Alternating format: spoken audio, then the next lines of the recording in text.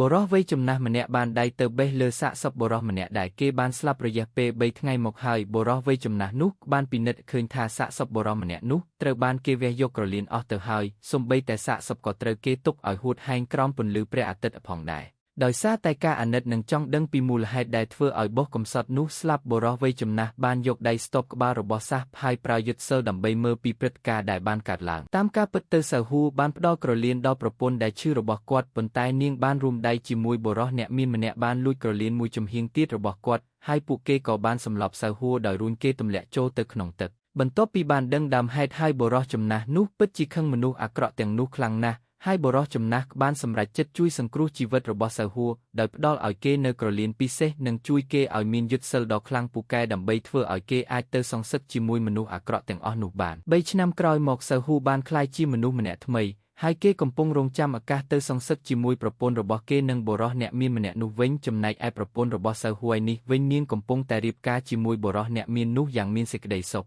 ស្របពេលនោះដែលស្រាប់តែមានស្ត្រីពិការភ្នែកម្នាក់បានមកចូលរួមបកអាក្រាតពីទង្វើអាក្រក់របស់កូនក្រមុំតែត្រូវបានឪពុករបស់កូនក្រមុំទះកំភ្លៀងហើយគំរាមនាងថាបើនាងនៅតែនិយាយផ្ដេសផ្ដាសគេនឹងកាត់អណ្ដាតរបស់នាងមិនខានភ្លាមនោះសាហូតួប្រុសរបស់យើងបានមកដល់ហើយបានជួយស្ត្រីពិការភ្នែកម្នាក់នោះពេលនោះអតីតភរិយារបស់គេមានការភ្ញាក់ផ្អើលជាខ្លាំងពេលដែលឃើញសាហួរនៅមានជីវិតស្របពេលនោះដែរកូនកំលោះអ្នកមានបានបញ្ជាឲ្យបុរសកំណាចម្នាក់ទៅសម្លាប់សាហួរទូប្រុសរបស់យើងល្អិតថ្ងៃនេះឯពិតជាស្លាប់ក្នុងកណ្ដាប់ដៃរបស់យើងមិនខាននោះទេនិយាយចប់បុរសកំណាច់បានរត់ចូលទៅសម្លាប់សាហួរតែមិនទាន់ទាំងទៅដល់ផងគេត្រូវបានសាហួរសម្លាប់បាត់ទៅហើយរួចហើយសាហួរបានដើរចូលទៅរកកូនក្រមុំនិងកូនកំលោះដោយខ្លាចការស្លាប់កូនក្រមុំដែលជាអតីតប្រពន្ធរបស់សាហូនាងបានសុំអង្វរសាហូកុំឲ្យសម្លាប់នាងនិងកូនកំលោះអីនាងនឹងប្រគល់គ្រប់យ៉ាងឲ្យទៅគេវិញហើយនាងនឹងវិលត្រឡប់ទៅរកសាហូវិញផងដែរពេលឮដូចនោះកូនកំលោះអ្នកមានឲ្យនាងបិទមាត់ហើយគេបានប្រាប់ទៅសាហូថា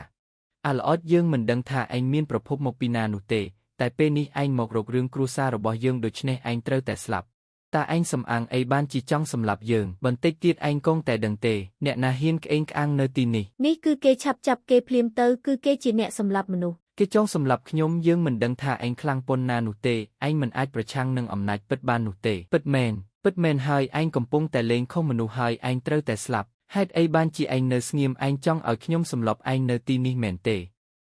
ហាលោកម្ចាស់ខ្ញុំពិតជាមានភ្នែកអត់ព្រះស្រីមែនលោកម្ចាស់លោកឈិនឯងពិតជាចង់សម្លាប់យើងមែនទេអត់ទេលោកម្ចាស់ខ្ញុំខុសហើយតើឯងស្គាល់ថាយើងជាអ្នកណាទេបាទខ្ញុំស្គាល់លោកម្ចាស់លើកក្រោយខ្ញុំលែងហ៊ានទៀតហើយលោកម្ចាស់សូមលើកលែងទោសឲ្យខ្ញុំផងប្រញាប់ចេញទៅបើមិនចឹងទេយើងនឹងសម្លាប់ឯងមិនខានបាទលោកម្ចាស់តោះទៅវិញលោកឈិនតើលោកចង់ទៅណាឃាតករនៅទីនេះឆាប់ចាប់គេទៅ